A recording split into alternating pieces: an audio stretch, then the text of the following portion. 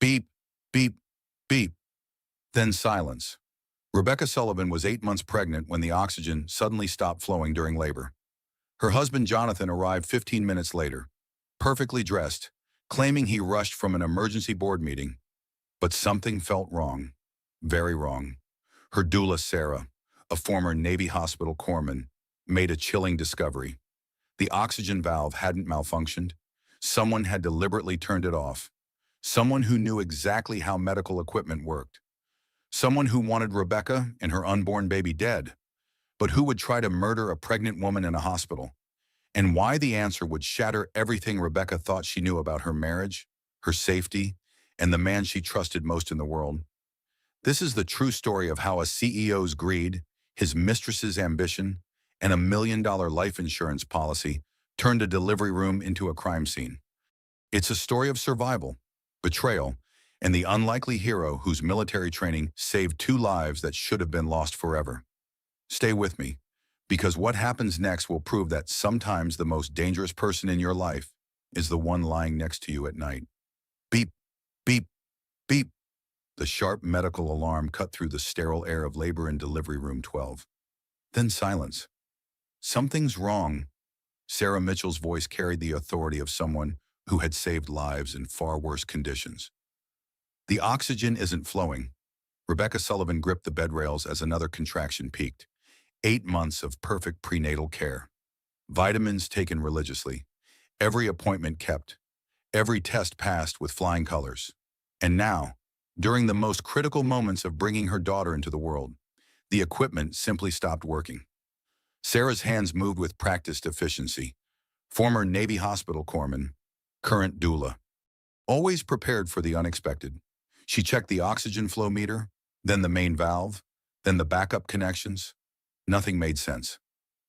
The valve's been turned off manually, Sarah said, her military training evident in her calm assessment.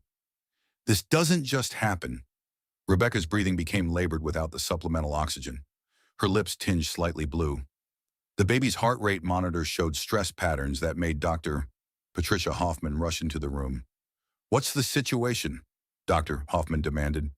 "Oxygen failure," Sarah replied, already switching to emergency protocols. "I'm providing manual assistance, but we need to restore flow immediately." Dr. Hoffman examined the equipment with growing concern. In 20 years of obstetrics, she had never seen this specific type of malfunction. The safety lock was disengaged. The main valve was completely closed. Both required deliberate, separate actions. "Get respiratory therapy up here now," Dr. Hoffman ordered the nurse, "and check every other oxygen outlet on this floor." Rebecca closed her eyes and focused on her breathing pattern. In for 3, hold for 3, out for 3.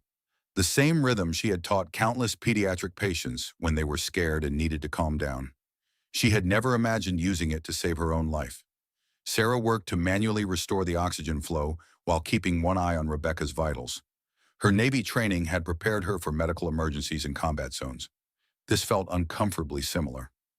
"There," Sarah said as oxygen began flowing again. "You should feel relief in about 30 seconds.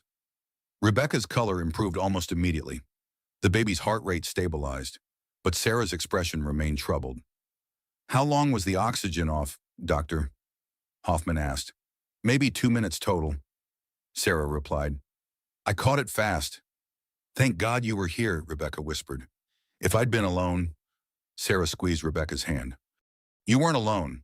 That's why I'm here." But Sarah's mind was racing.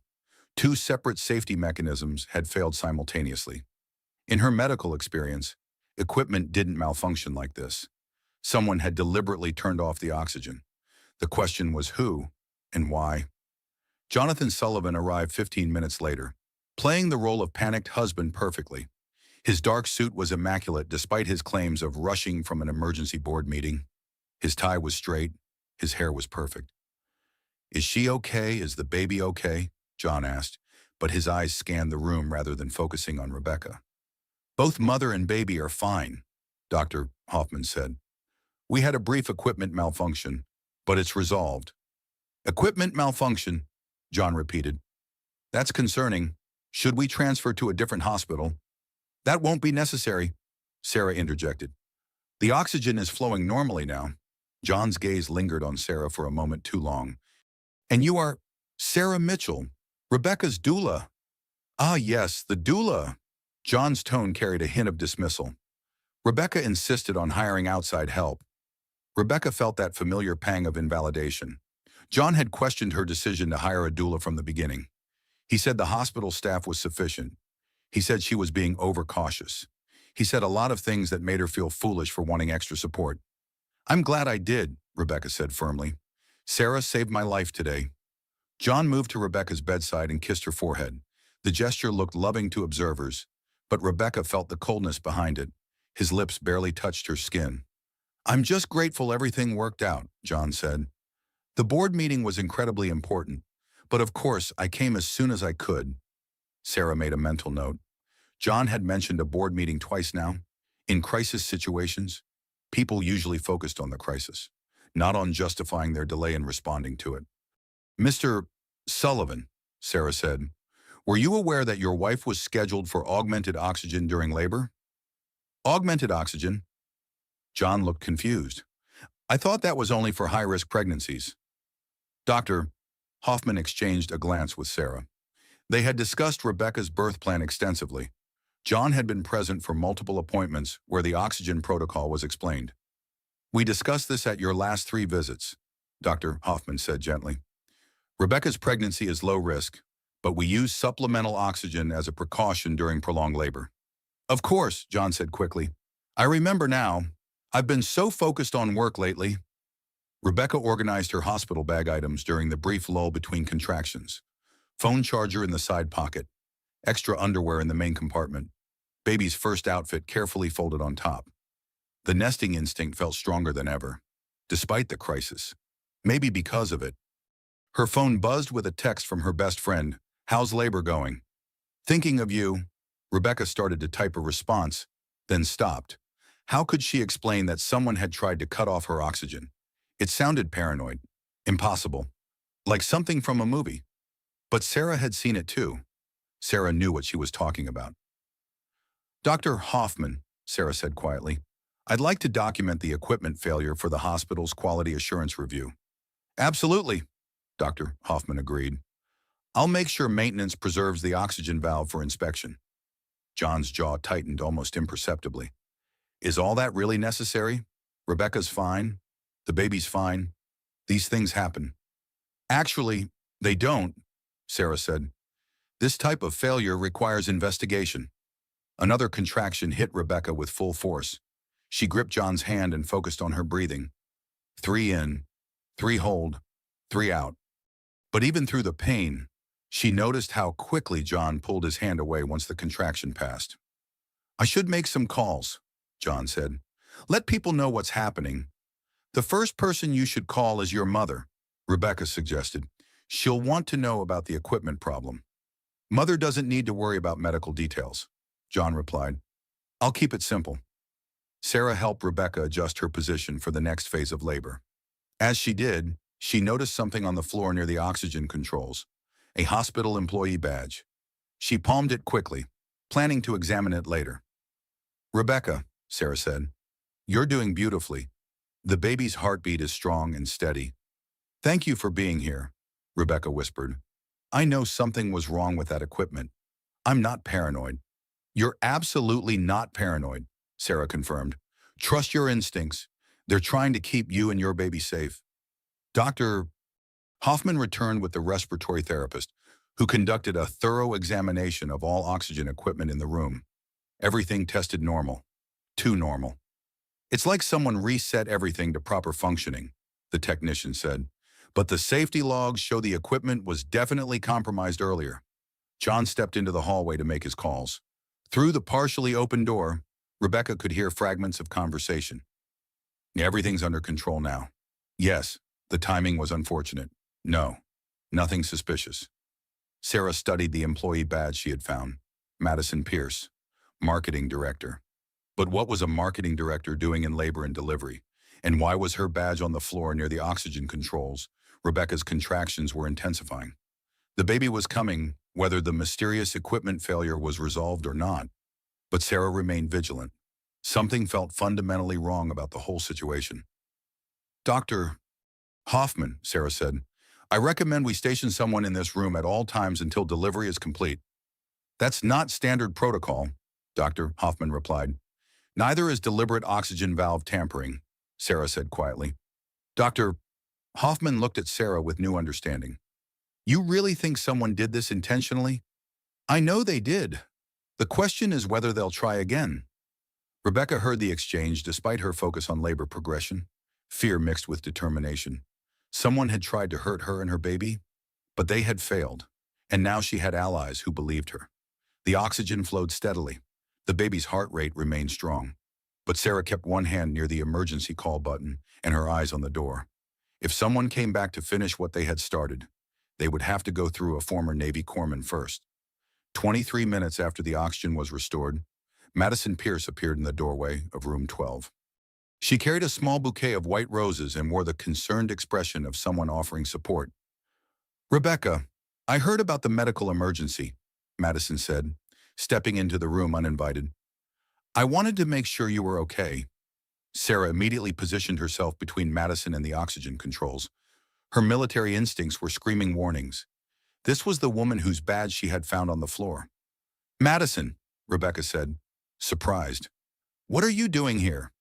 John texted me about the equipment malfunction. I was so worried. Madison's eyes darted around the room, taking in every detail. These things can be so dangerous. John had texted his marketing director about his wife's medical emergency. Rebecca felt a cold realization settle in her stomach. John barely texted her during the day, but he had time to update Madison Pierce.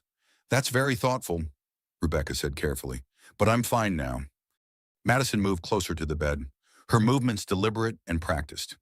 She had been in this room before. Sarah was certain of it. I brought flowers, Madison said, placing the arrangement on the bedside table.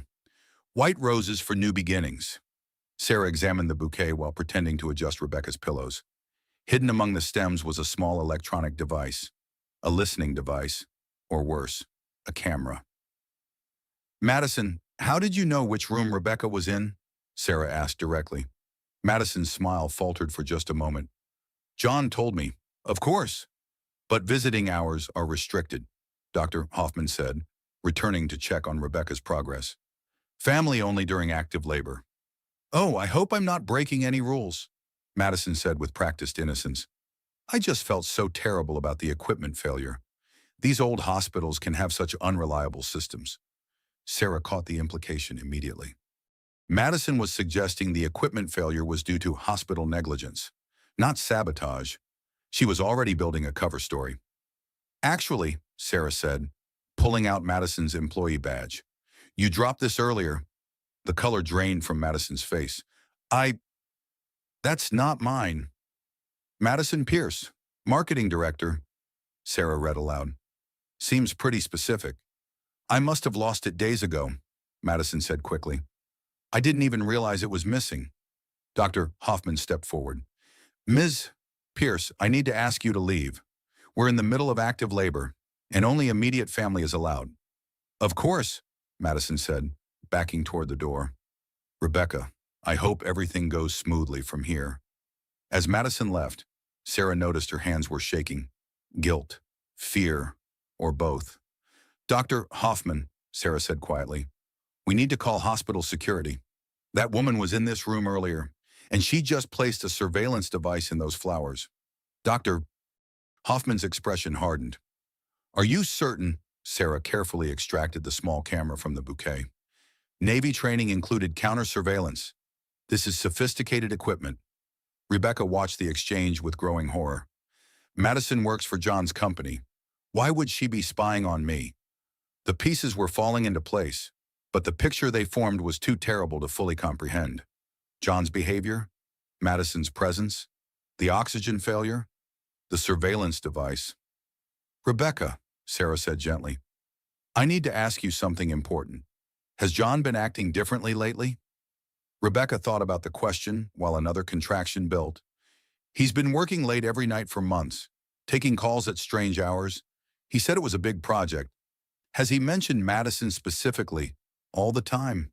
Madison this, Madison that. She's apparently brilliant at her job. Dr. Hoffman was already on the phone with security. I need someone in labor and delivery immediately. We have a situation in room 12.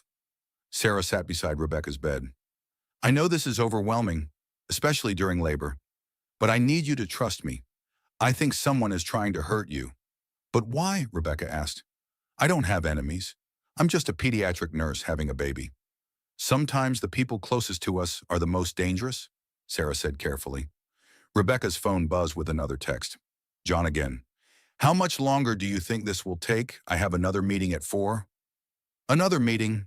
During his wife's labor, Rebecca stared at the message, feeling like she was seeing her husband clearly for the first time.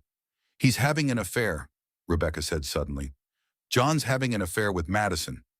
The words hung in the air like a diagnosis. True. Undeniable. Devastating. That would explain her access to your medical information, Sarah said, and her interest in your birth plan. But the oxygen… Anaram, Rebecca started. If something happened to you during childbirth, Sarah said gently, John would inherit your life insurance. He'd be free to marry Madison. Dr. Hoffman returned from her call. Security is reviewing all badge access to this floor. They're also checking surveillance footage. Rebecca felt like she was drowning. The man she had trusted with her life was trying to take it. The woman bringing her flowers was helping him. And she was completely vulnerable, in labor, with nowhere to run. I need to call my sister-in-law, Rebecca said. Grace needs to know what's happening. Sarah handed Rebecca her phone. Good instinct. Build your support network. Grace Sullivan answered on the second ring. Rebecca, how's labor going? Grace, I need help. Something's very wrong. Rebecca's voice shook as she explained the oxygen failure, Madison's presence, and her growing suspicions about John. I'm leaving my office right now, Grace said immediately. Don't be alone with John. Do you hear me? Don't be alone with him? Grace, what aren't you telling me? There was a long pause. I hired a private investigator 3 months ago. I suspected John was involved with someone from his company. I have evidence.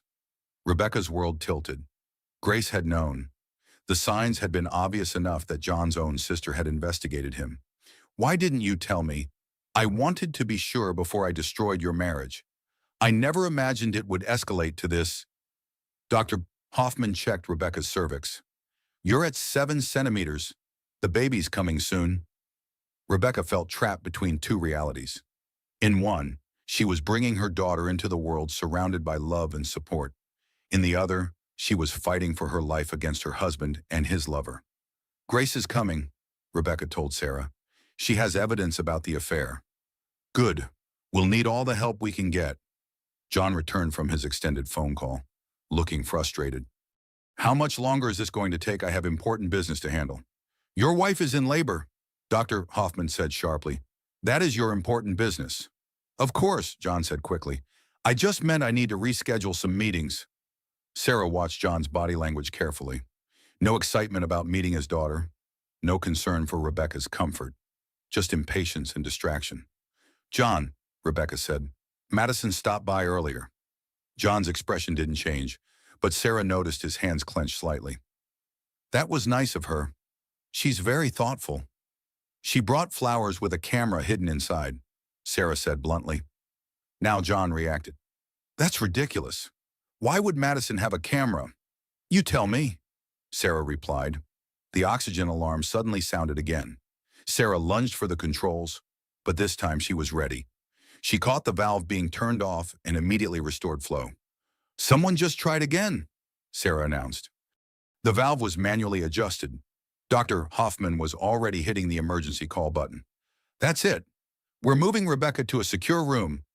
That's completely unnecessary, John protested. You're all being paranoid. Mr. Sullivan, Dr. Hoffman said firmly. Your wife has now experienced 2 separate oxygen failures during labor. That doesn't happen by accident. Security arrived as they were preparing to move Rebecca. The head of security, a retired police officer named Detective Michael Torres, took charge immediately. I understand we have a pattern of equipment tampering, Torres said. 2 separate incidents, Sarah confirmed. Both times someone manually shut off the oxygen valve. Torres examined the equipment and the room layout. This requires someone with access to the room and knowledge of medical equipment. How many people have been in and out? Medical staff? family, and one unauthorized visitor. Dr. Hoffman said. Madison Pierce from Mr. Sullivan's company. I'll need to speak with everyone, Torres said. But first, let's get the mother to a secure location. They moved Rebecca to a private room with restricted access. John followed, complaining about the inconvenience and expense. His priorities were becoming clearer by the hour. As they settled into the new room, Rebecca felt another massive contraction building. But this time, she wasn't afraid of the equipment failing. She was afraid of what they would discover about the man she had married. The baby's coming, Dr. Hoffman announced. Regardless of everything else, this little girl wants to meet the world. Rebecca gripped Sarah's hand. Stay with me. Don't leave me alone with him. I'm not going anywhere, Sarah promised. In the hallway, Torres was already reviewing security footage and badge access logs. What he found would change everything. Madison Pierce had been in the hospital for over 2 hours before Rebecca's labor began. She had used her marketing director credentials to access restricted areas, and she hadn't been alone. The conspiracy was bigger than anyone had imagined. Push, Rebecca. Your daughter wants to meet you. Dr. Hoffman's voice cut through the chaos of the last hour. Despite everything, the oxygen failures, the surveillance device, the growing realization that her husband wanted her dead, Rebecca's body was doing what it was designed to do.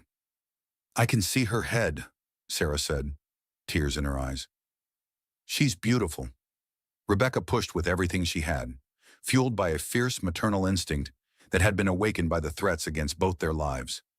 This baby would not become an orphan because of John's greed and Madison's ambition. One more push, Dr. Hoffman encouraged. At 3:27 in the afternoon, Emma Grace Sullivan entered the world with a strong cry that filled the secure labor room. Rebecca collapsed back against the pillows, exhausted but triumphant. She's perfect, Sarah whispered, helping to place Emma on Rebecca's chest. 10 fingers, 10 toes, and the lungs of a future Navy corpsman. Rebecca counted Emma's fingers instinctively. 1, 2, 3, 4, 5. Then again. 1, 2, 3, 4, 5. The same obsessive verification she had done with every pediatric patient, making sure nothing was missing, nothing was wrong. John stepped forward to see his daughter, but his expression was unreadable. No tears of joy, no overwhelming emotion, just a detached observation of a task completed. She's small, John said. She's perfect, Rebecca corrected firmly. Dr. Hoffman completed the delivery and began the standard post-birth procedures, but the celebration felt muted by the dark reality hanging over them. Detective Torres knocked on the door. Mrs. Sullivan, I need to brief you on what we've discovered. Grace Sullivan burst through the door at the same moment, her face flushed from running through the hospital corridors. Rebecca Grace embraced her sister-in-law carefully, mindful of the newborn. I came as soon as I could. How are you? How's the baby? We're alive. Rebecca said simply, thanks to Sarah. Grace looked at her brother with undisguised suspicion. John, we need to talk. Not now, Grace. Rebecca just gave birth. This isn't the time for family drama. Actually, Detective Torres interjected, this is exactly the time. Mr. Sullivan, I need you to come with me for questioning. John's facade finally cracked. Questioning about what I haven't done anything wrong. Your employee badge was used to access restricted areas of this hospital, Torres said. Your company credit card was used to purchase surveillance equipment, and your marketing director has been caught on camera tampering with medical equipment. The room fell silent except for Emma's soft breathing against Rebecca's chest. I want a lawyer, John said. That's your right, Torres replied. But first I need to secure the safety of your wife and daughter. Grace stepped forward with a manila folder. Detective Torres, I think this will help your investigation. She handed him photographs, financial records, and detailed surveillance reports. John's face went white as he recognized the contents. This is a 3-month investigation into John's activities, Grace explained. Financial irregularities at his company, regular meetings with Madison Pierce at hotels, and recently, life insurance policy reviews. Rebecca felt like she was watching her life through someone else's eyes. The man holding her hand during prenatal appointments, the man who had painted the nursery, the man who had seemed excited about becoming a father, All of it was a performance. How long? Rebecca asked quietly. At least 8 months, Grace said gently. I'm sorry, Rebecca. I wanted to be absolutely certain before I said anything. 8 months. Rebecca had been 8 months pregnant. John had been planning this since the beginning of her pregnancy. Sarah wrapped a warm blanket around Rebecca and Emma. I know this is overwhelming, but you're safe now. Both of you. Detective Torres was reading through Grace's evidence with growing amazement. This is incredibly thorough documentation. Were you planning to file charges? I was planning to help Rebecca file for divorce, Grace said. I never imagined it would escalate to attempted murder. John stood frozen in the corner of the room, watching his carefully constructed plan unravel in real time. His phone buzzed constantly with calls and texts that he didn't answer. Mr. Sullivan, Torres said, I'm placing you under arrest for conspiracy to commit murder. This is insane, John protested. I would never hurt Rebecca. I love her. You tried to kill her twice in one day, Sarah said bluntly. That's not love. That's attempted murder. As Torres read John his rights, Rebecca felt a strange sense of relief washing over her. The gaslighting was over. The confusion was over.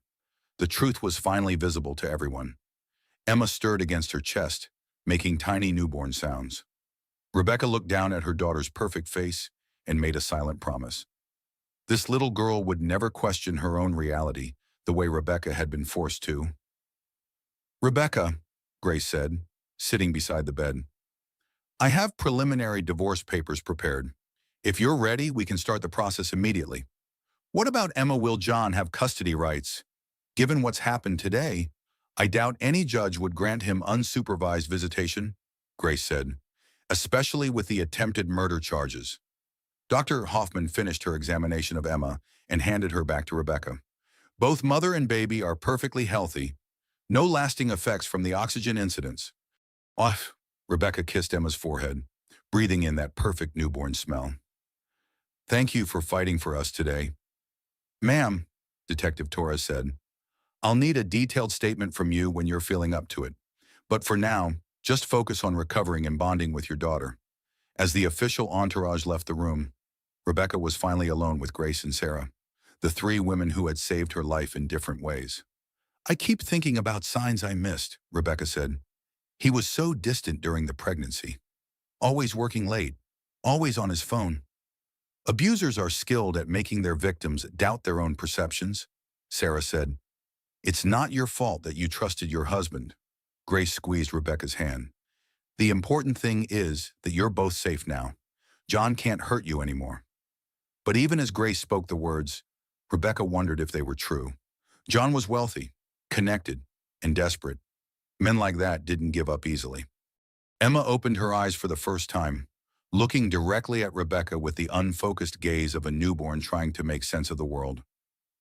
Welcome to the world, sweetheart, Rebecca whispered. It's complicated and dangerous, but there are people who will fight to keep you safe. Sarah checked her watch. Visiting hours are ending soon. I can stay overnight if you'd like. Extra security. Would you? Rebecca asked gratefully. I don't think I can handle being alone tonight. Of course. I'll sleep in the chair. Old Navy habit. Grace gathered her purse and the legal documents. I'll start processing the divorce papers tonight. By morning, John won't have any legal claim to your decisions or Emma's care. After Grace left, Rebecca and Sarah settled into the quiet rhythm of new motherhood. Emma nursed successfully. Rebecca's body began the slow process of recovery, and for the first time in months, Rebecca felt truly safe. Sarah, Rebecca said as evening light faded from the hospital window. How did you know about the oxygen valve? Combat medicine teaches you to trust your instincts. Sarah replied, equipment failures follow patterns. What happened today wasn't a pattern. It was sabotage. If you hadn't been here, but I was here. That's what matters. Rebecca looked down at Emma sleeping peacefully in her arms. Her daughter would grow up knowing that when danger came, there were people who stood between her and harm. It wasn't the birth story Rebecca had planned, but it was a story of survival, protection, and unexpected heroism. And it was just the beginning. Outside the hospital room, Detective Torres was building a case that would ensure John Sullivan never had the chance to hurt anyone again. Madison Pierce was already in custody, her confession providing evidence of a conspiracy that reached deeper than anyone had imagined. But Rebecca didn't know about any of that yet. For now, she was simply a new mother, holding her healthy daughter, surrounded by people who had risked everything to keep them both alive. The monitors beeped steadily, the oxygen flowed without interruption, and Emma Sullivan began her life in a world where people had already proven they would fight for her safety. Madison Pierce sat in interrogation room 2, her hands shaking as she stared at the evidence spread across the metal table. Photos of her entering restricted hospital areas, receipts for surveillance equipment purchased with John's company credit card, text messages detailing the timing of Rebecca's labor. Detective Torres had seen many criminals break under pressure, but Madison's collapse was particularly swift. "I want to make a deal," Madison said for the third time in 20 minutes. "Talk first," Torres replied. "Then we'll discuss deals." Madison's perfectly applied makeup was smudged from crying. Her designer blouse was wrinkled from hours in custody. The confident marketing director persona had completely disappeared. "It was John's idea," Madison said. "All of it. He said if something happened to Rebecca during childbirth, it would look natural. Medical complications. These things happen." Torres leaned forward. "How long have you been planning this?"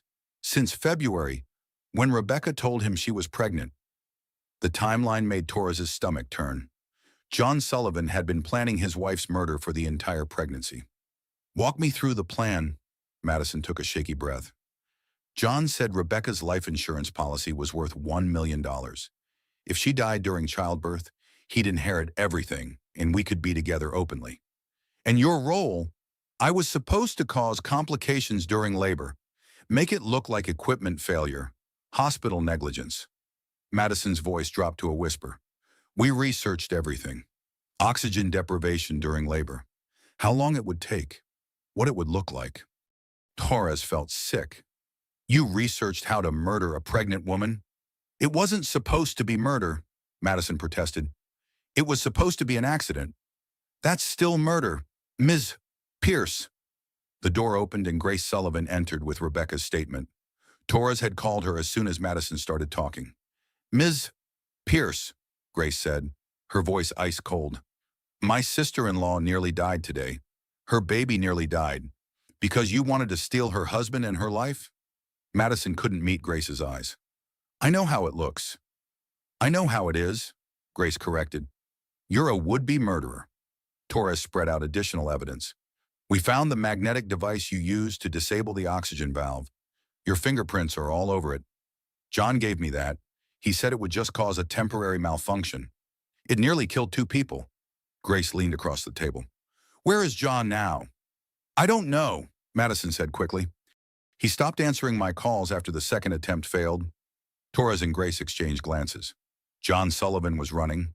Back at the hospital, Rebecca was learning to navigate new motherhood while processing the complete destruction of her old life. Emma nursed eagerly, her tiny fist gripping Rebecca's finger with surprising strength. "She knows she's safe with you?" Sarah observed from her chair beside the bed. "I keep thinking about what could have happened," Rebecca said. "If you hadn't been here, if you hadn't caught the oxygen being shut off." "But I was here, and I did catch it." Rebecca's phone rang. Grace's number. "How are you holding up?" Grace asked without preamble. "Better now that Emma's here safe. What's happening with John?"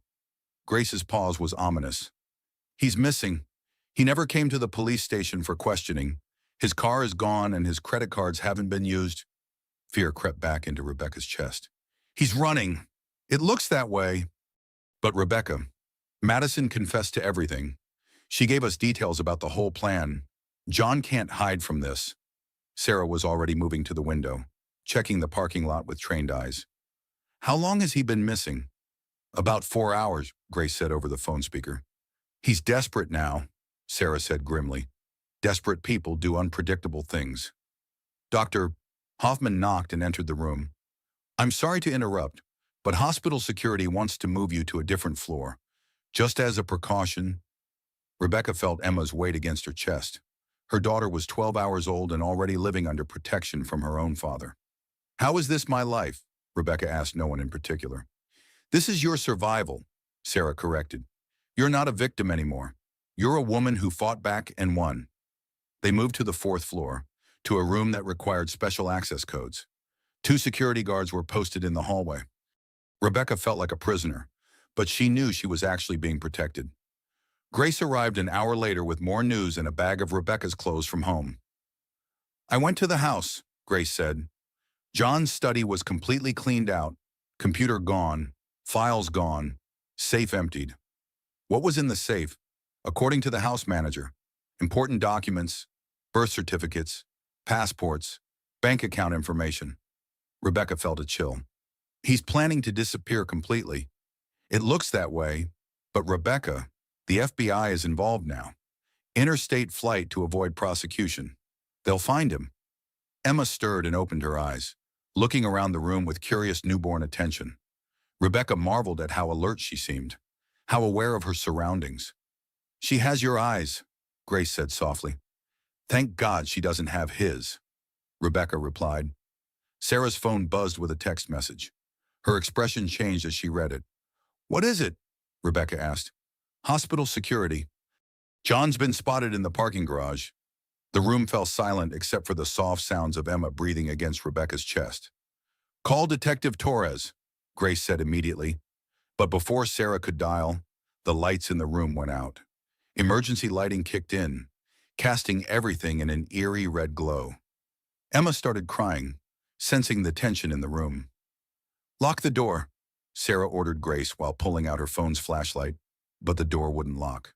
The electronic system was down. He's in the building, Sarah said grimly, and he's taken out the power to this section.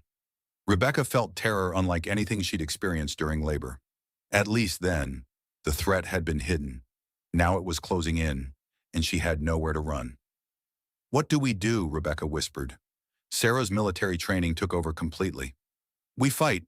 She moved furniture to barricade the door, while Grace called 911 on her cell phone. Rebecca held Emma close and tried to control her breathing. Footsteps echoed in the hallway outside. Slow, deliberate, searching. John Sullivan had come to finish what Madison had started. But this time, he would have to go through 3 women who had already proven they would do anything to protect Emma. The footsteps stopped outside their door. The door handle turned slowly in the red emergency lighting. Rebecca held Emma against her chest and moved to the far corner of the room, while Sarah positioned herself between the door and the bed. John, Grace called out. I know you're there. The police are on their way. Open the door. Grace. John's voice was different now. Desperate. Dangerous. I just want to see my daughter. Your daughter? Rebecca found her voice despite her fear. You tried to kill your daughter. That's not true. I would never hurt Emma. Sarah had wedged a chair under the door handle, but it wouldn't hold for long against a determined assault. John, Sarah said loudly, I'm a former Navy corpsman. I know hand-to-hand combat. Walk away now. John laughed, but there was no humor in it. You're one woman with a newborn baby. I'm not afraid of you. You should be, Sarah replied calmly. Grace was whispering urgently into her phone, giving their exact location to emergency dispatch. But Rebecca knew the police were at least 10 minutes away. John was here now. Rebecca, John called through the door. I love you. I love Emma. We can work this out. By trying to murder us, Rebecca shot back. That's not love. John, that's possession. Emma was crying now, sensing the fear and tension in the room. Rebecca swayed gently, trying to calm her daughter while keeping watch on the door. I never wanted to hurt you, John said. Madison convinced me it was the only way. Madison confessed. John, Grace said. She told the police everything. How you planned this for months, how you researched ways to kill Rebecca during childbirth. The door shook as John threw his weight against it. The chair held, but barely. You don't understand the pressure I was under, John said. The company was failing. I needed the insurance money. Rebecca felt a cold clarity wash over her. So you decided to kill your wife, an unborn child, for money? It wasn't supposed to happen like this. Another impact against the door. This time, the chair slipped. Sarah grabbed a metal bedpan from the medical supply cart. Rebecca, take Emma into the bathroom and lock the door. I'm not leaving you to fight him alone. Yes, you are. Protect your daughter. Rebecca reluctantly moved toward the bathroom with Emma, but she couldn't bring herself to abandon Sarah and Grace completely. The door burst open. John stood in the doorway, disheveled and wild-eyed. His expensive suit was wrinkled and stained. His perfect hair was a mess. He looked like a man who had lost everything and had nothing left to lose. "There's my beautiful wife," John said, his tone sickeningly sweet. "And my perfect daughter." "Stay back," Sarah warned, raising the bedpan like a weapon. John pulled a scalpel from his jacket pocket. He must have stolen it from a medical supply room. "I didn't want it to come to this," John said, "but you've all made it impossible." Grace stepped forward bravely. "John, I'm your sister. Put the scalpel down. You betrayed me. Grace, you hired investigators. You turned Rebecca against me. Rebecca turned against you when you tried to murder her." John's expression shifted between rage and something that might have been genuine confusion. "I never wanted to hurt anyone. I just needed the money." "For what?" Rebecca demanded. "We had everything. The house, the cars, the company." "The company is bankrupt," John said. "Has been for months. I've been using personal credit to keep it running." The truth hit Rebecca like a physical blow. "That's why you needed the life insurance money. I thought if something happened during childbirth, it would solve everything. Natural causes, no investigation." Sarah was slowly moving closer, the bedpan still raised. Except nothing about today was natural. "That was Madison's fault. She panicked. Did it wrong. There was no right way to murder your wife," Grace said fiercely. John's grip on the scalpel tightened. "I can still fix this. If Rebecca has a postpartum complication—" "You're insane," Rebecca said. "I'm desperate." Sarah lunged forward, using her military training to disarm John. The scalpel flew across the room as she tackled him to the ground. "Grace, help me restrain him," Sarah called out, but John was stronger than he looked. Fueled by desperation and adrenaline, he threw Sarah off and scrambled toward Rebecca and Emma. Rebecca backed into the bathroom, holding Emma tightly. She tried to close the door, but John was too fast. "Give me my daughter," John demanded. "No, she's my child too. You forfeited your rights when you tried to kill her." John reached for Emma, but Rebecca turned away, shielding the baby with her body. "Don't touch her." Emma was screaming now, overwhelmed by the chaos around her. Rebecca felt her maternal instincts override everything else. She would die before letting John hurt Emma. "Rebecca," John said, his voice suddenly gentle again. "I love you. I love our family. We can start over. After you tried to murder us, that wasn't real. It was just a backup plan, in case things got bad." Sarah had recovered and was advancing again, blood running from a cut on her forehead where she'd hit the floor. "John, you need professional help," Grace said. "Put down the scalpel and let us get you help." "I don't need help. I need my family."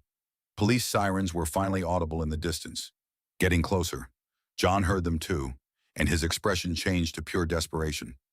"If I can't have you," John said to Rebecca, "then no one can—" He raised the scalpel again, but this time Sarah was ready. She grabbed his wrist and twisted hard, using a combat technique that forced him to drop the weapon. "Stay down," Sarah ordered, pinning John to the floor.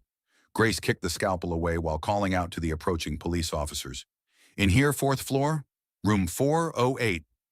Heavy footsteps thundered down the hallway.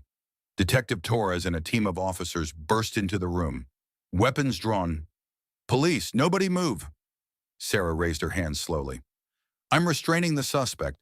I'm the one who called for help." Torres quickly assessed the situation and motioned for his officers to take John into custody.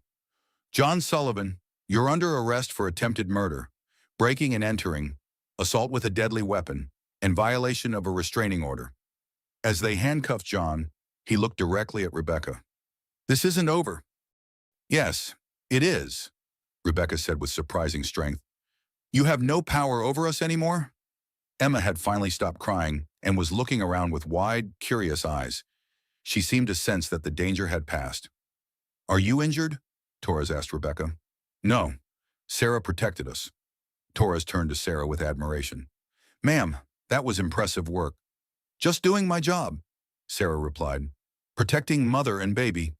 As they led John away, Rebecca felt a weight lifting from her chest that she hadn't even realized was there. The man who had controlled and terrorized her was gone. The threat to Emma was eliminated.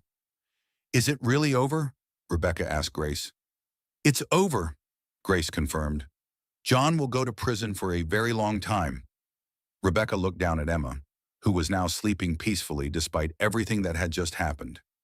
"She slept through her father being arrested," Rebecca said with dark humor. "She knows she's safe now," Sarah said. "Babies are smarter than we give them credit for." Dr. Hoffman arrived with additional security and a team of nurses to check on Rebecca and Emma's condition after the trauma. "Both mother and baby appear to be fine," Dr. Hoffman announced after her examination. "No physical harm done." But Rebecca knew the emotional healing would take much longer. As the chaos settled and the room returned to some semblance of normalcy, Rebecca made a decision that surprised even herself. "I want to press charges for everything," she told Detective Torres. "Every crime John committed, every law he broke. I want him to face the full consequences." "Are you sure it will mean testifying? Reliving all of this?" Rebecca looked at Emma sleeping in her arms. "I'm sure. No other woman should go through what I went through today." Torres nodded with respect. "We'll make sure John Sullivan never has the opportunity to hurt anyone again." As evening fell over the hospital, Rebecca finally began to believe that she and Emma were truly safe. But more than that, she began to realize that she was stronger than she had ever imagined. 3 days after John's arrest, Rebecca sat in a different hospital room, one with normal lighting, working door locks, and no need for armed guards. Emma nursed contentedly while Grace and Sarah worked on their laptops, handling the legal and practical aftermath of John's crimes. Detective Torres arrived with his final report and additional evidence that had been discovered during John's arrest. "Mrs. Sullivan," Torres said, settling into the visitor's chair, "we found some things you need to know about." Rebecca braced herself. "More bad news. Information that might actually help you understand the scope of what you survived." Torres opened a thick file folder. "John's plan was much more elaborate than we initially realized. He didn't just target you." Grace looked up from her laptop. "What do you mean?" "We found evidence that John has been systematically defrauding his company for over 2 years.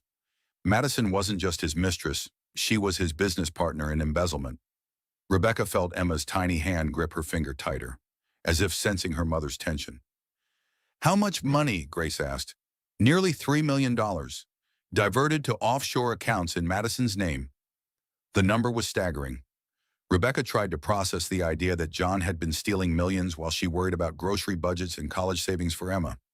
"There's more," Torres continued. "We found evidence that you weren't John's first target." Rebecca's blood ran cold. "What does that mean?" John's previous girlfriend, Amanda Chen, died in a car accident 18 months ago. Single car collision, no witnesses. She had recently discovered John's financial irregularities and was threatening to expose him. Grace dropped her pen. "You think John killed her too?" "The accident is being reinvestigated. Amanda's brake lines showed signs of tampering that were missed in the original investigation." Rebecca felt sick. "So I wasn't even special to him. I was just another obstacle to remove." "Actually," Torres said gently, "I think you were special. That's why he married you. Your life insurance policy was legitimate income, not stolen money. You represented a legal way out of his financial problems." The thought that John had married her specifically for her death benefits was somehow even more horrifying than random violence. "Mrs. Sullivan," Torres continued, "there's one more thing. We found John's personal journal during the search of his office." He handed her a leather-bound notebook filled with John's familiar handwriting. "You don't have to read it now," Torres said, "but it contains details about his relationship with you, his plans, and his state of mind leading up to the attack." Rebecca opened the journal to a random page and immediately closed it. Seeing John's clinical analysis of their marriage in his own handwriting was too painful to process while holding his daughter. "Can Grace review it first?" Rebecca asked. "Of course." Dr. Hoffman knocked and entered for Emma's daily checkup. The pediatric examination had become Rebecca's favorite part of each day, proof that her daughter was healthy and thriving despite everything. "How is our little fighter doing?" Dr. Hoffman asked, gently examining Emma's reflexes and responses. "She's perfect," Rebecca said. "Strong appetite, good sleep patterns. very alert. Any concerns from Mom? Rebecca hesitated. I keep checking her breathing. Constantly. I know it's probably normal new mother anxiety, but given what you experienced during labor, that's completely understandable. Dr. Hoffman said, your hypervigilance is actually a healthy protective response. Sarah looked up from her laptop where she was researching postnatal care resources. Rebecca, you survived an attempt on your life while giving birth. Being extra cautious about Emma's safety is smart, not paranoid. Detective Torres gathered his files to leave. Mrs. Sullivan, the district attorney wants to discuss your victim impact statement for John's sentencing hearing. When will that be? Probably 6 to 8 months from now. John's attorney is already discussing plea bargains, but the DA wants to pursue maximum charges. After Torres left, Rebecca finally felt ready to ask the questions that had been haunting her. Grace, how long did you really suspect something was wrong? Grace saved her work and turned to face Rebecca fully.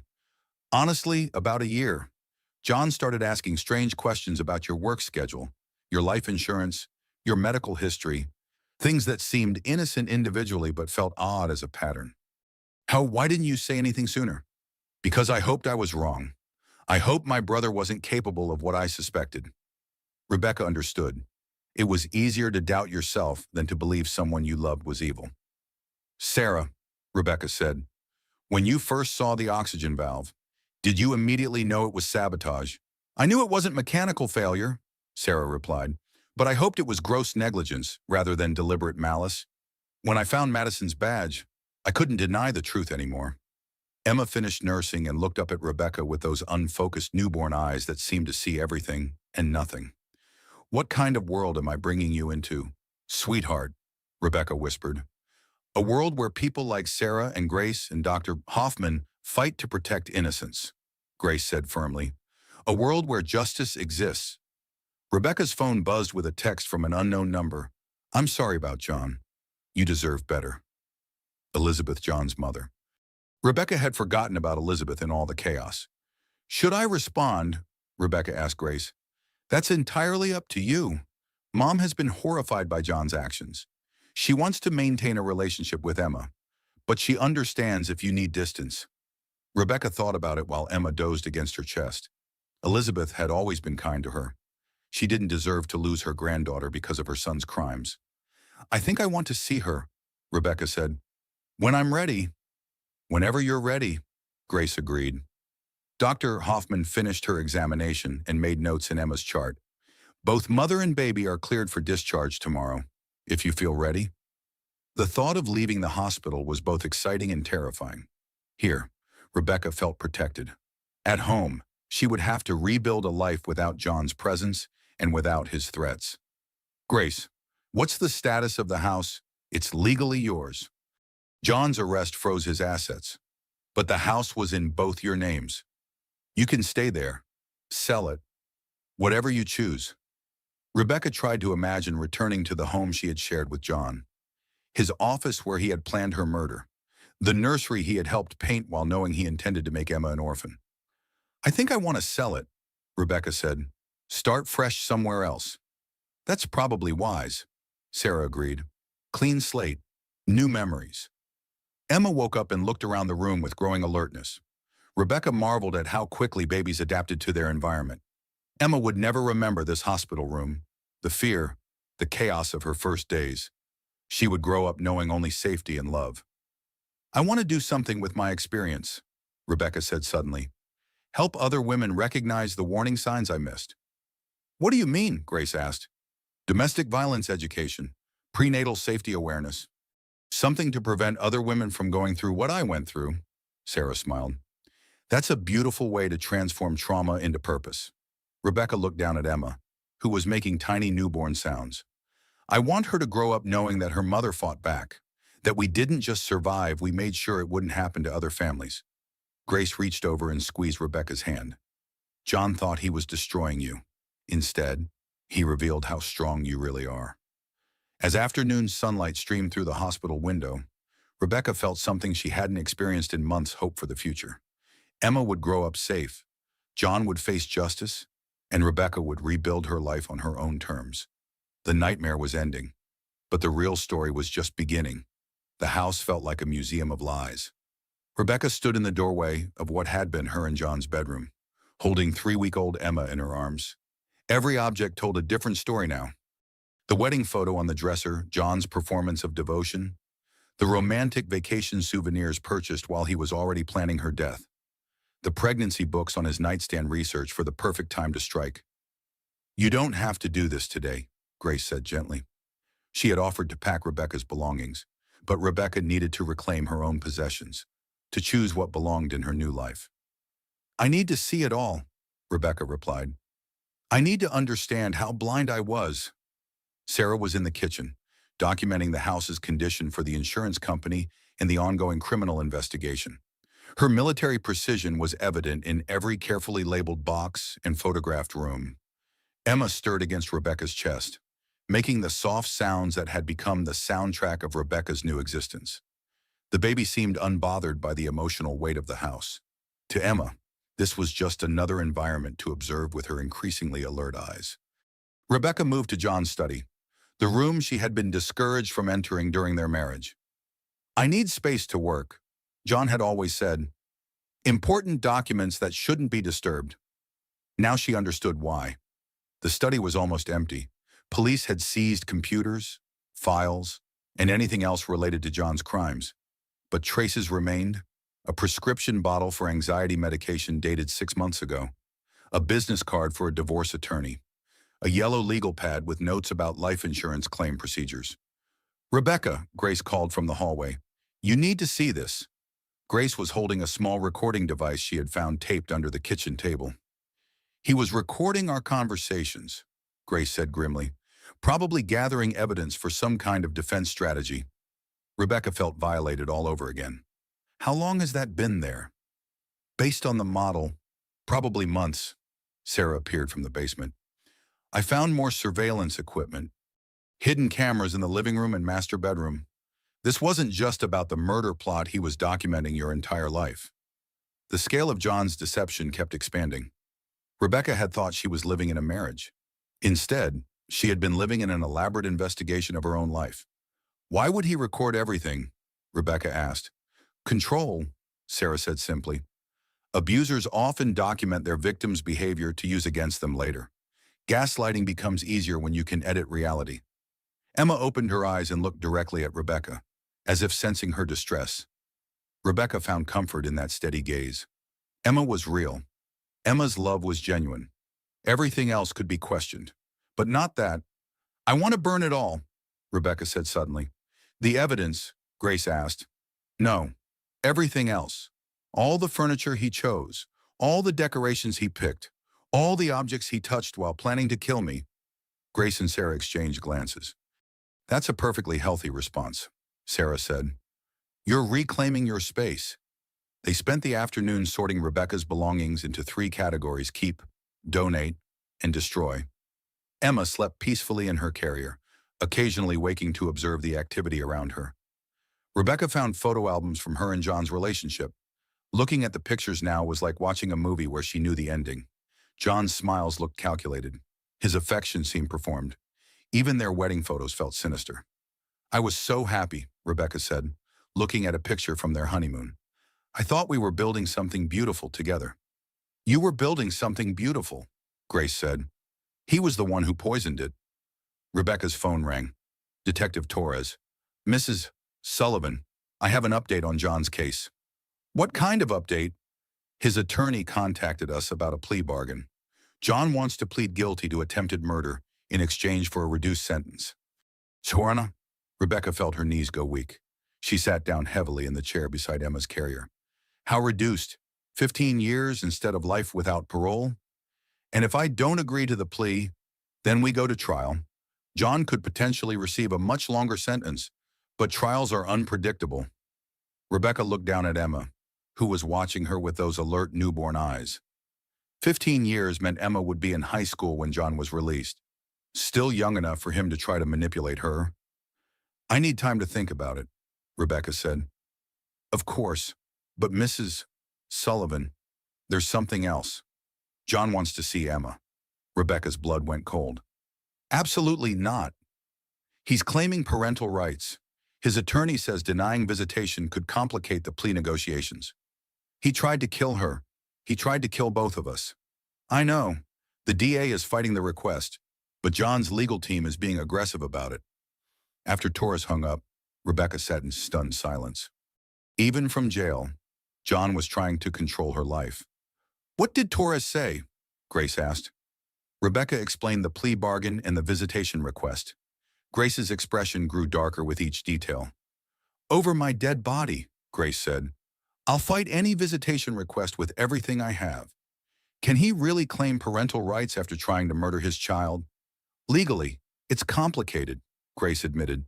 But given the evidence against him, I doubt any judge would grant unsupervised visitation. Sarah was packing baby clothes into boxes, but Rebecca could see she was listening to every word. What do you think? Rebecca asked Sarah. I think John is trying to use Emma as leverage, Sarah said bluntly. He knows you'll do anything to protect her. He's betting you'll agree to the plea bargain to avoid a custody battle. The manipulation was breathtaking in its audacity, even facing life in prison. John was still trying to control Rebecca through their daughter. I won't be manipulated anymore, Rebecca said firmly. If the DA thinks we can win at trial, I want to take that chance. Emma started crying, and Rebecca lifted her from the carrier. The weight of her daughter in her arms reminded Rebecca what she was fighting for. We're going to trial, Rebecca said. John is going to face the full consequences of what he did. Grace smiled with fierce approval. I'll call the DA tonight. As evening fell, they finished packing Rebecca's belongings. The house that had once felt like home now felt like a crime scene. But Rebecca was taking only what belonged to her and Emma. Everything else could burn. Where will you live? Sarah asked as they loaded boxes into Grace's car. I found a small house across town, Rebecca said. 2 bedrooms, good neighborhood, completely fresh start. What about work when you're ready? Rebecca had been thinking about that question for days. I want to go back to pediatric nursing eventually. But first, I want to create something new. A program to help pregnant women recognize domestic violence warning signs. That's ambitious, Grace said approvingly. I have something most advocates don't have, Rebecca replied. I survived the worst-case scenario. Other women need to know that survival is possible. Emma had fallen asleep against Rebecca's shoulder, completely trusting and peaceful. Rebecca marveled at her daughter's resilience, born into chaos but somehow untouched by it. She's going to be extraordinary, Sarah said, gently touching Emma's tiny hand. She already is, Rebecca replied. She survived John's attempt to kill her before she was even born. That makes her the strongest person I know. As they drove away from the house for the last time, Rebecca didn't look back. The past was evidence now, preserved for the trial that would finally hold John accountable. But the future belonged to her and Emma, and they were both going to be magnificent. The new house smelled like fresh paint and possibility. Rebecca stood in the empty living room, holding Emma while Sarah and Grace carried boxes through the front door. Sunlight streamed through windows that John had never looked through, illuminating hardwood floors his feet had never touched. This is our home, Rebecca whispered to Emma. Just ours. Emma was 6 weeks old now, more alert every day. Her eyes followed movements, and she was starting to make deliberate sounds rather than just crying. Rebecca thought she could see John's facial structure in Emma's features, but somehow it didn't disturb her. Emma was becoming her own person, separate from her father's legacy. Where do you want the nursery furniture? Sarah called from the hallway. The room with the eastern windows, Rebecca replied. Morning light for my early bird. Grace was assembling Emma's crib while consulting instructions with the focused intensity she usually reserved for legal documents. This is more complicated than contract law, Grace muttered. Need help, Sarah offered. I've got it. I'm just surprised baby furniture requires an engineering degree. Rebecca laughed, and the sound felt foreign in her throat. When was the last time she had laughed? Probably months before Emma was born. John had sucked the joy out of everything, so gradually she hadn't noticed until now. Rebecca, Sarah said, sitting beside her on the one piece of furniture they had moved, a rocking chair that had belonged to Rebecca's grandmother. How are you really doing? It was a question Rebecca had been avoiding, even in her own mind. I'm angry, Rebecca said finally. Angrier than I've ever been in my life. That's healthy. Anger is appropriate for what you've been through. But I'm also grateful. Every day I wake up, and Emma is alive, and I'm alive. And John's plan failed completely. Emma made a small sound and opened her eyes, looking directly at Rebecca with increasing recognition. She knows you're her safe person, Sarah observed. Sometimes I think about how different this would be if John had succeeded. Rebecca said, Emma would have grown up without me, probably thinking her father was a hero who lost his wife tragically. But that didn't happen. No, it didn't. Grace appeared in the doorway with a satisfied expression. One crib, successfully assembled, ready for royal occupancy. They moved Emma's belongings into the nursery. Rebecca had bought everything new, unwilling to use anything John had touched or chosen. The room was decorated in soft greens and yellows, colors that felt peaceful and hopeful. It's beautiful, Grace said. Emma's going to love growing up here. Rebecca's phone rang. Detective Torres again. Mrs. Sullivan, I have news about the trial. Good news or bad news? Mixed. John's attorney withdrew the plea bargain offer. They're going to fight the charges. Rebecca felt her stomach clench. What does that mean? It means John thinks he can win at trial. His defense strategy is going to be that Madison acted alone, that he was unaware of her plans. But that's impossible. We have evidence. We have strong evidence, Torres corrected. But John's team is claiming Madison fabricated the conspiracy to frame him. Rebecca sank into the rocking chair, Emma in her arms. How can they possibly argue that? They're saying Madison was obsessed with John, that she acted independently to eliminate you so she could have him? They're portraying John as another victim. The audacity was breathtaking. Even facing overwhelming evidence, John was trying to manipulate the narrative. When is the trial? 4 months from now. The DA wants to meet with you next week to prepare your testimony. After Torres hung up, Rebecca explained the situation to Grace and Sarah. He's unbelievable, Grace said. Even now, he's trying to control the story. Will the jury believe his defense? Rebecca asked. Not if I have anything to say about it, Grace replied grimly. I'm going to make sure the DA has every piece of evidence we can find. Sarah was unpacking Emma's clothes, organizing tiny outfits by size and season. The mundane task felt surreal against the backdrop of trial preparation. Rebecca, Sarah said, regardless of what happens at trial, you need to focus on building your life. Don't let John's legal strategy consume your energy. How do I do that when he's still trying to hurt me? By succeeding despite him, by raising Emma to be strong and healthy, by creating the advocacy program you talked about. Rebecca looked around the nursery. Everything was clean, new, hopeful. This was what she had built while John was sitting in jail, plotting his defense. You're right, Rebecca said. He can't touch this. He can't touch what we're building here. Emma started fussing, and Rebecca moved to the changing table they had just assembled. As she changed Emma's diaper, she talked softly to her daughter. Your daddy is going to try to make people believe lies about what he did. But we know the truth. We lived through it. And we're going to make sure the whole world knows what really happened. Emma looked up at her with those steady, alert eyes, as if she understood every word. Grace was setting up the baby monitor system with characteristic thoroughness. This connects to an app on your phone, she explained. You'll be able to hear Emma from anywhere in the house. And it records everything, just in case. The implication was clear. If John somehow gained access to Emma, every interaction would be documented. Sarah was assembling a changing station when her phone buzzed with a text message. Her expression changed as she read it. What is it? Rebecca asked. My Navy buddy who works in cybersecurity. He's been helping with the investigation. What did he find? John's internet search history from his work computer. The searches go back 8 months. Rebecca felt dread building in her chest. What kind of searches? How to cause oxygen failure during childbirth? Symptoms of pregnancy complications? Life insurance claim procedures after accidental death? The systematic planning was horrifying. John hadn't acted impulsively or under pressure. He had researched Rebecca's murder with the same attention to detail he applied to business projects.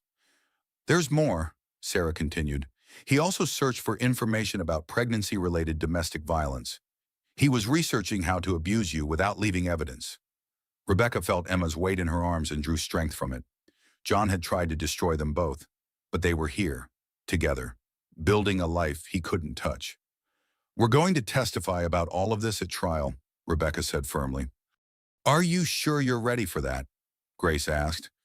"It will mean reliving everything in front of a jury." "I'm ready. Emma deserves to know that her mother fought for justice." As evening approached, they had transformed the empty house into a home. Emma's nursery was complete. Rebecca's bedroom was furnished with things that brought her comfort. The kitchen was stocked with food she had chosen. "It feels different from the other house," Rebecca said as they sat in the living room, Emma sleeping peacefully in her carrier. "How so?" Sarah asked. "That house always felt like I was a guest in John's space. This feels like mine." Grace gathered her purse and keys to leave. "You know I'm proud of you, right? For what? For rebuilding? For fighting back? For refusing to let John's evil define your life." After Grace left, Sarah settled into the couch with her laptop. "I'm going to stay tonight, if that's okay. First night in a new house can be unsettling." Rebecca was grateful for the company. As independent as she was becoming, the transition from victim to survivor wasn't complete yet. "Sarah," Rebecca said as they prepared for bed, "do you think we'll win at trial?" "I think you already won," Sarah replied. "John tried to destroy you, and instead you're stronger than ever. Everything else is just legal formality." Rebecca checked on Emma one final time before going to sleep. Her daughter was breathing steadily, peacefully, unaware of the legal battles and emotional healing still ahead. "Sweet dreams, little fighter," Rebecca whispered. "Tomorrow we start building the life you deserve." Outside, the neighborhood was quiet and safe. Inside, Rebecca felt something she hadn't experienced in months: complete peace. John was locked away. Emma was healthy and thriving. And Rebecca was discovering she was capable of far more than she had ever imagined. The future stretched ahead of them, full of possibilities John had never considered. The courthouse buzzed with activity on the morning of John Sullivan's trial. Rebecca sat in the witness preparation room, holding Emma close while reviewing her testimony one final time. At 4 months old, Emma was alert and curious, watching the unfamiliar surroundings with wide, intelligent eyes. "Remember," District Attorney Patricia Chen said, "just tell the truth.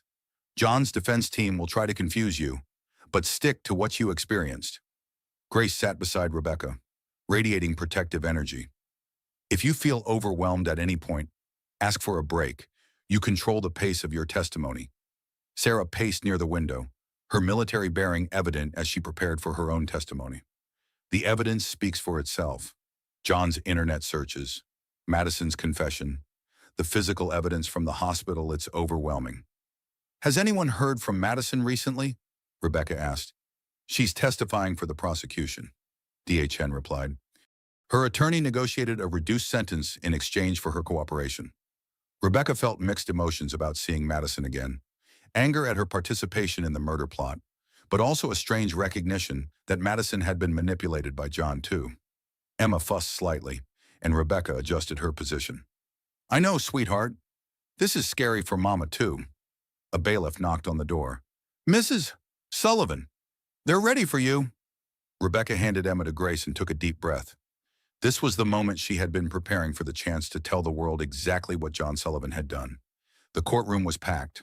Rebecca recognized faces from the hospital, colleagues from her nursing job, and reporters who had been following the case. But most importantly, she saw the jury, 12 people who would decide John's fate. John sat at the defense table in an expensive suit, looking nothing like the desperate man who had burst into her hospital room with a scalpel. His attorney, Patricia Wright, was known for defending white-collar criminals and getting them reduced sentences. "Mrs. Sullivan," DHN began, "please tell the jury about your relationship with the defendant." Rebecca spoke clearly and calmly, describing how she met John, their courtship, marriage, and pregnancy. She painted a picture of what seemed like a normal relationship, setting the stage for the horror that followed. "When did you first suspect something was wrong?" "During labor, when the oxygen equipment failed, my doula, Sarah Mitchell, immediately recognized that it wasn't a mechanical malfunction. What made Ms. Mitchell suspicious? The valve had been manually turned off. The safety lock was disengaged. Both required deliberate action. John's attorney objected several times, trying to break Rebecca's rhythm, but Rebecca remained focused. She described finding Madison's employee badge, the surveillance device in the flowers, and John's strange behavior throughout her labor. Mrs. Sullivan, did you ever suspect your husband was having an affair? Looking back, there were signs: working late constantly, taking mysterious phone calls, being emotionally distant, but I trusted him. I never imagined he was planning to kill me. The courtroom was completely silent as Rebecca described the second oxygen failure, John's arrival at the hospital, and her growing realization that her husband wanted her dead. How did you feel when you learned the truth? Rebecca looked directly at the jury, betrayed, terrified, but also determined to protect my daughter. Defense attorney Wright began her cross-examination with a sympathetic tone. Mrs. Sullivan, I'm sorry for what you've been through. But isn't it possible that you misinterpreted the events at the hospital due to the stress of labor? Rebecca had prepared for this question. No. Sarah Mitchell is a former Navy corpsman with combat medical experience. Dr. Hoffman has 20 years of obstetric experience. They both confirmed that the equipment was deliberately tampered with. But you have no direct evidence that my client was involved in any tampering. Do you? I have evidence that he planned my murder for months. His internet searches, his financial motives, his coordination with Madison Pierce. Wright tried several more angles, suggesting that Rebecca was confused, that Madison acted alone, that John was an innocent victim of circumstances. But Rebecca's testimony remained consistent and powerful. When Rebecca finished testifying, she felt emotionally drained but proud. She had told Emma's story as much as her own, the story of a baby who survived a murder attempt before she was even born. Sarah's testimony was devastating to John's defense. Her military credentials gave her enormous credibility, and her technical explanation of the oxygen tampering left no room for doubt. The valve mechanism requires two separate actions to disable, Sarah explained to the jury. First, the safety lock must be disengaged. Then the main valve must be turned completely off. This cannot happen accidentally. In your professional opinion, was this sabotage? Absolutely. This was deliberate, knowledgeable tampering designed to cause respiratory distress. Wright tried to challenge Sarah's qualifications, but Sarah's combat experience and medical training made her unshakable. Madison Pierce's testimony was the most dramatic moment of the trial. She looked pale and haunted as she described the conspiracy. John said if something happened to Rebecca during childbirth, it would look natural, Madison said quietly. Medical complications. These things happen. How long did you plan Mrs. Sullivan's murder? About 6 months. John researched everything. How long oxygen deprivation would take, what it would look like, how to make it seem accidental. And your role in the plan, I was supposed to disable the oxygen during the critical phase of labor. John said it would only take a few minutes. The prosecutor played recordings of phone calls between John and Madison, discussing timing, access to the hospital, and what to do if their plan failed. We tried twice, Madison said, tears streaming down her face. When Sarah Mitchell kept restoring the oxygen, John said we'd have to find another way. Wright tried to portray Madison as an obsessed employee acting alone, but the evidence of coordination was overwhelming. The prosecution's final piece of evidence was John's internet search history, presented by a cybersecurity expert. Mr. Sullivan conducted extensive research into pregnancy-related deaths, the expert testified. Searches included oxygen failure during labor, natural causes of maternal death, and life insurance claims for accidental death. When were these searches conducted? Starting 8 months ago and continuing until the day before Mrs. Sullivan went into labor. Wright's defense was predictable but weak. She argued that John was innocent, that Madison had acted alone out of obsession, and that the prosecution's case was based on circumstantial evidence. But when John took the stand in his own defense, his performance was unconvincing. He claimed to know nothing about Madison's plan, despite overwhelming evidence of their coordination. Mr. Sullivan, the prosecutor said during cross-examination, you researched how to kill your wife for months. You coordinated with Madison Pierce to access the hospital. You disabled security systems on the night of the attack. How do you explain this evidence? I don't know what you're talking about, John said, but his composure was cracking.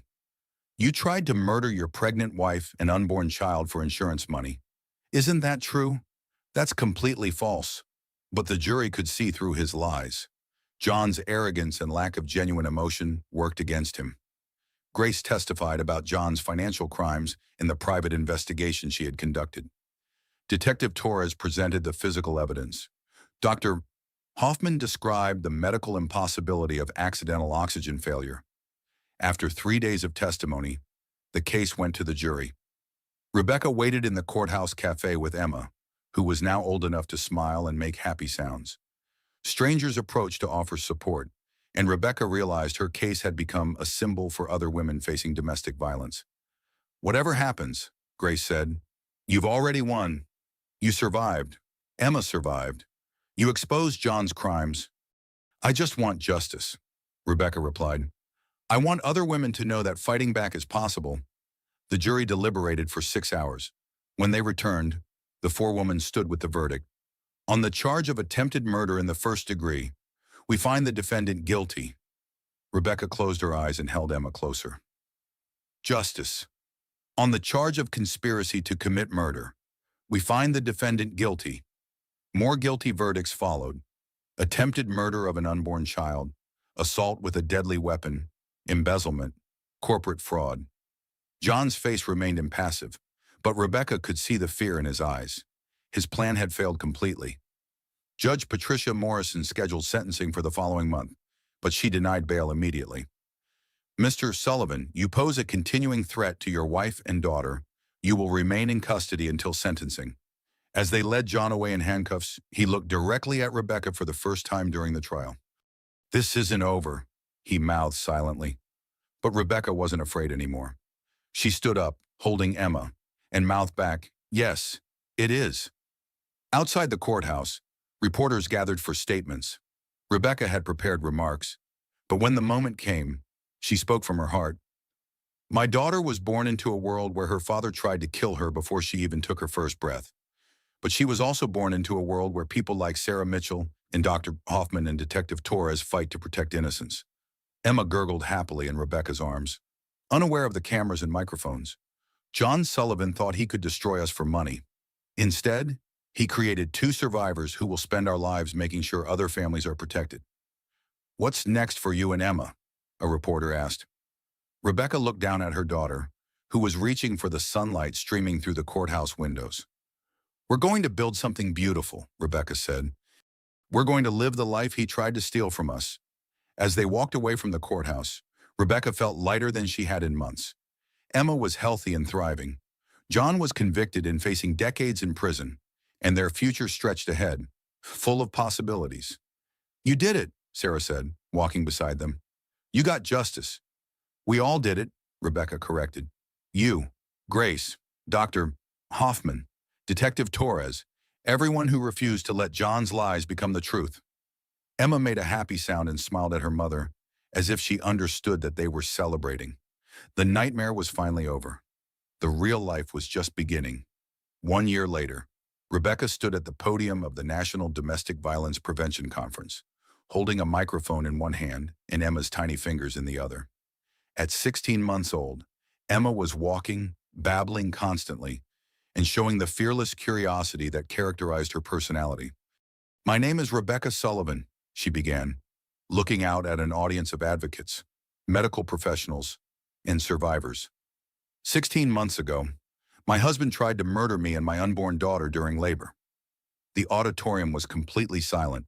Emma played quietly with a soft toy, oblivious to the weight of her mother's words. "Today, I want to tell you about the Sullivan Foundation for Prenatal Safety and how we're working to make sure no other family experiences what we survived." Rebecca's presentation included the warning signs she had missed, the medical protocols that had saved their lives, and the legal precedents established by John's conviction. But more than anything, she talked about hope. "Domestic violence doesn't end when the abuser goes to jail," Rebecca explained. "Recovery is a daily choice to build something better than what was stolen from us." After her presentation, Rebecca was surrounded by women sharing their own stories. Some were pregnant and afraid. Others were survivors seeking resources. All of them found inspiration in Rebecca's transformation from victim to advocate.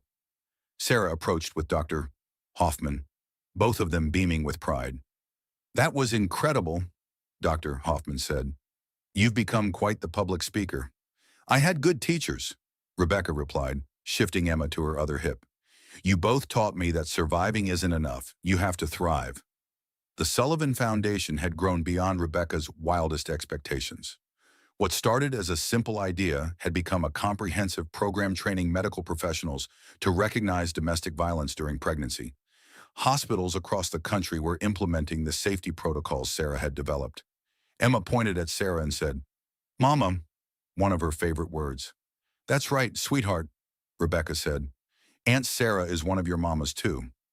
Grace appeared with a stack of business cards from people wanting to learn more about the foundation.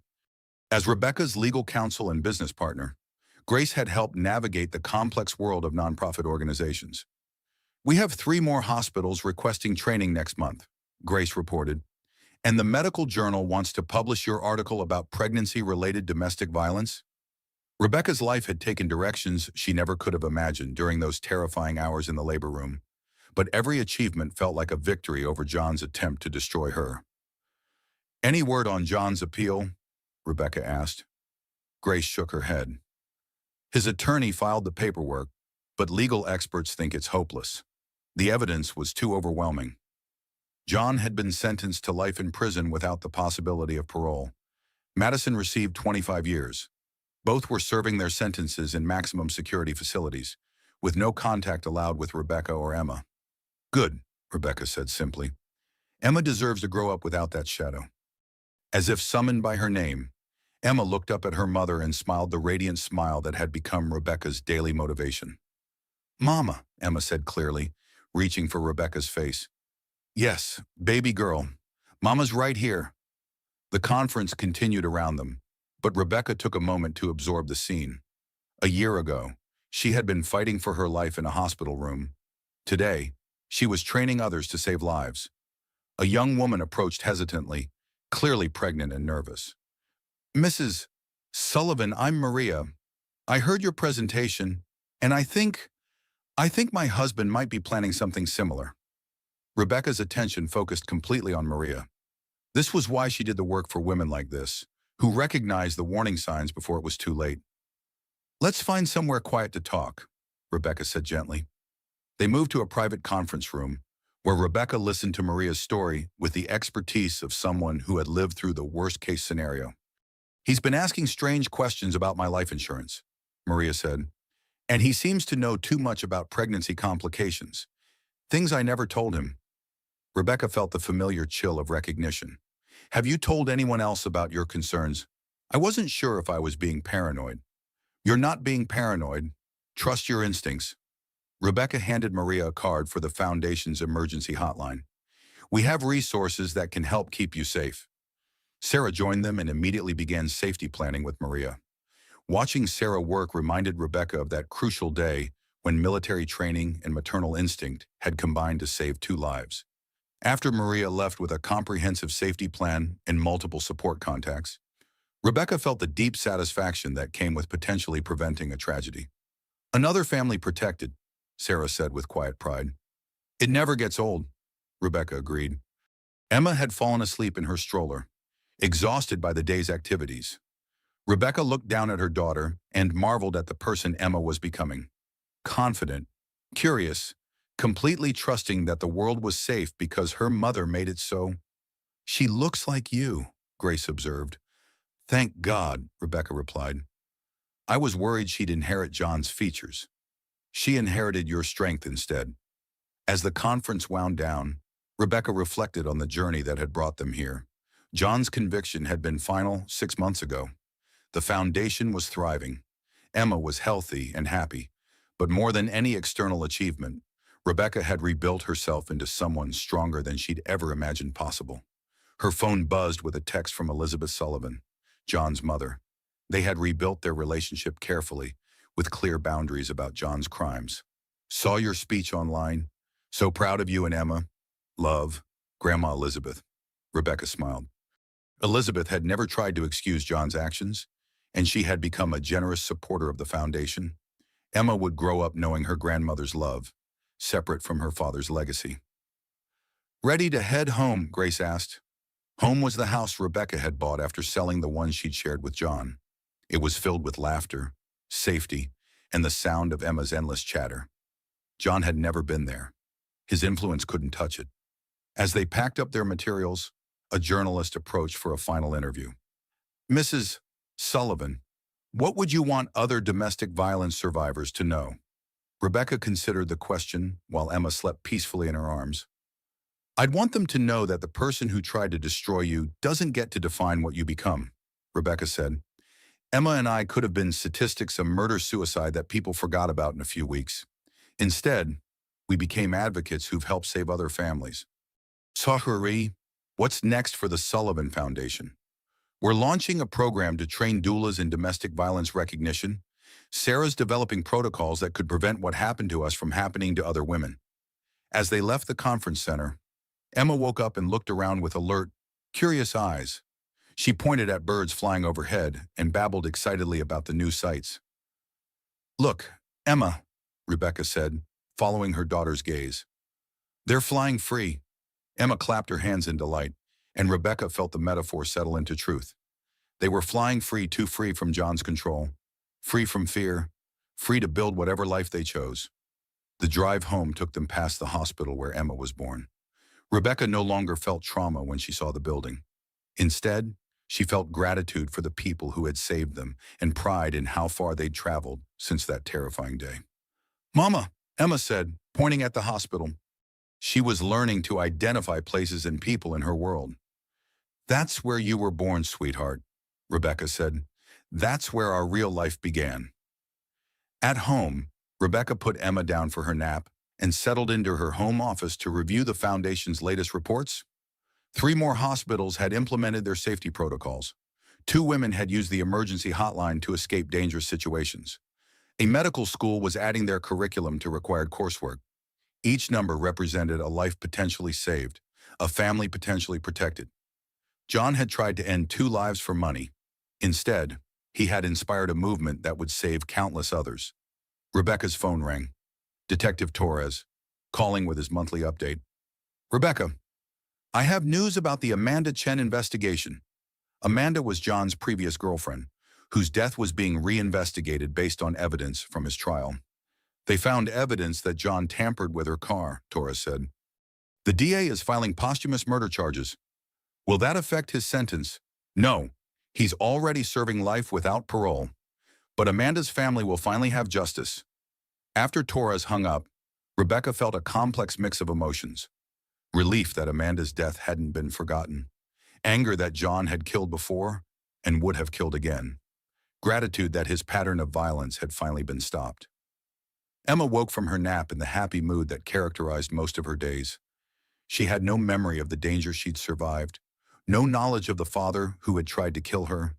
She knew only love, safety, and the certainty that her mother would protect her. Mama, Emma said, reaching for Rebecca with complete trust. Yes, baby girl. Mama's here. Mama's always here. As evening approached, Rebecca prepared Emma's dinner while reviewing speaking requests for the foundation.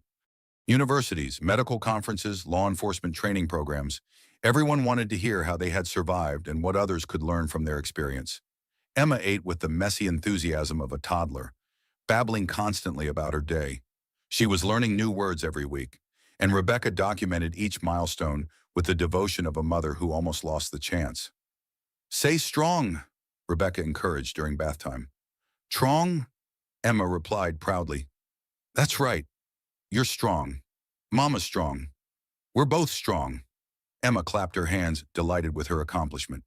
As Rebecca tucked Emma into her crib for the night, she thought about all the bedtime routines John would never experience. The first steps he'd missed, the first words he'd never hear, the hugs and kisses he'd forfeited when he chose greed over love. Sweet dreams, my brave girl, Rebecca whispered. Tomorrow we'll keep making the world safer for other babies like you. Emma fell asleep holding her favorite stuffed animal, a navy bear that Sarah had given her, symbolizing protection and courage. Rebecca sat in the rocking chair beside Emma's crib, listening to her daughter's peaceful breathing. This was the sound John had tried to silence forever. Instead, it had become the soundtrack of Rebecca's purpose. Her phone displayed a photo that had been taken at the conference, Rebecca speaking passionately while Emma played contentedly nearby. Mother and daughter, survivors and advocates, building something beautiful from the ashes of attempted destruction. Outside, the neighborhood was quiet and safe.